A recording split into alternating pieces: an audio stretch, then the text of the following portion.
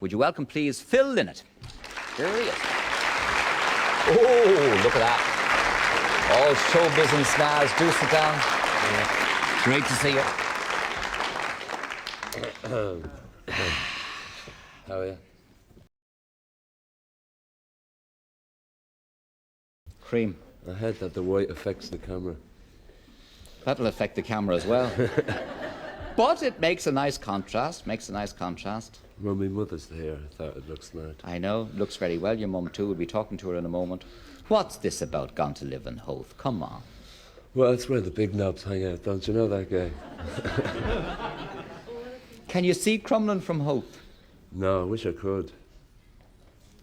It ruins the image, you know, Phil. Ruins the image. Well, I was looking for a place to live in Ireland because, you know, when I moved away, I thought, well, I must come home, you know, because I really suffer from homesickness. If I don't get back to Dublin, not so much Ireland, Dublin, I'm a real Dublin man. If I don't get back to Dublin within 3 months, then I really start to suffer from homesickness. So when we got married, I sent the wife over and said, see if you like Ireland, and she did. So I sent her looking for a house, and she didn't like the south side because the motorways and all go out that way, you know. So she settled for the north side. Howth. And you're settling in well, are you? Oh yeah, it's great. It's lovely. What are the babbies' names? I have Sarah, which was a song that I had a hit with, and I have a new daughter now called Kathleen, and I'm hoping. Kathleen. Kathleen. Nice. I was looking for an Irish name that wasn't too pretentious, you know, like. No, don't get me wrong, anybody who has daughters named this. But you know that, like, when you hear Saoirse or Tara or... Sinead. Yeah, it sounds pretentious. And I was looking for a good Irish name. I thought Mary was a bit too over the top, so I thought Kathleen would be nice if you spelt it with a C. So there you go. Now, what has marriage done to you, Phil? It's made me faithful to one woman.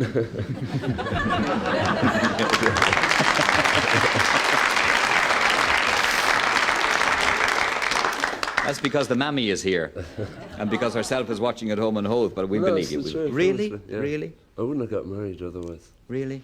Honestly. And what else then? Has it made you... It has brought out emotions in me. You know, becoming a father and having the kids and stuff, and the responsibility of the marriage has really brought... I honestly didn't think I had the emotions that I have in me till I got married and had the children. You know, now, I know there's lots of single fellas looking, and they're going, oh yeah. You know, but it's amazing when you do get married and have children, how much passion it can bring out, and how defensive you become for your family, and how, like, I never would have worried about the news. You know, I could have looked at the news and said the world is going to end tomorrow, and it wouldn't have bothered me, you know. But having the children, like, it worries me. If I see, like, there is a couple of idiots in control of power up there, then it really annoys me, because all of a sudden it's not me that they're affecting. They could affect my children's life, and that's that becomes very important. And being in a group, Phil, like Thin Lizzy, the fact that you're married and have two doesn't interfere with the image. I mean, what's the reaction from the kids now? Well, the thing is now, when Thin Lizzy started, I had a bit of a wild boy image, you know. Ah, no. Honestly, you wouldn't believe it to look at me, would you? The white suit, no. But when all that started to happen, you know, I went for it, because, like, I was tired of hearing rock and roll stars saying how sorry they were for themselves, you know, like how they disliked fame and how they were bothered. I jumped at it, you know. I was famous. I thought, great, the women are after me, you know. Like, people want to buy me free drink, you know. They want to treat me. They want to take me here. Like, they want to take me there. Great. And, you know, I really went for it, hook, line and sinker. And, you know, since I got married, all of a sudden, it's not as important anymore, you know, as the actual art of making music and the art of self-expression. In which I work, because I'm very happy. Me private life, I like to keep very private. Yes. and I'm very happy with my private life, you know. Tell me about the Jimi Hendrix part. How close is that now? Well, I can't talk too much about it because it could affect me in two ways. One, I could talk about it so much that the price that I'd be asking to do for the film, right, would drop. Would drop, right? Yes, yes. So, it could affect me. See, the script, there's two ways you can look on Jimi Hendrix, right? There's two sides to Jimi Hendrix. If you're not, I don't expect most of the audience here to know about Jimi Hendrix too well, but Jimi Hendrix as an artist was very deep and very involved, and he believed entirely in what he was doing.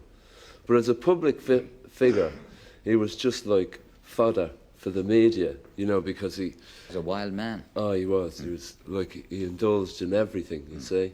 And he died by the way he lived.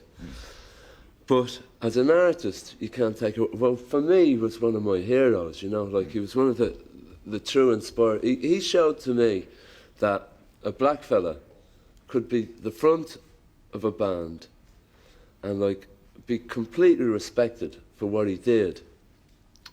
And I've to fly to America to do a screen test, not only for the Jimi Hendrix film. There's a couple of films they want me to do now, and ever since, like, I mean, okay, Sidney Poitier's life story, Joe Lewis, you know, if he's black, you name it, you know. You're in the run for them all. Yeah.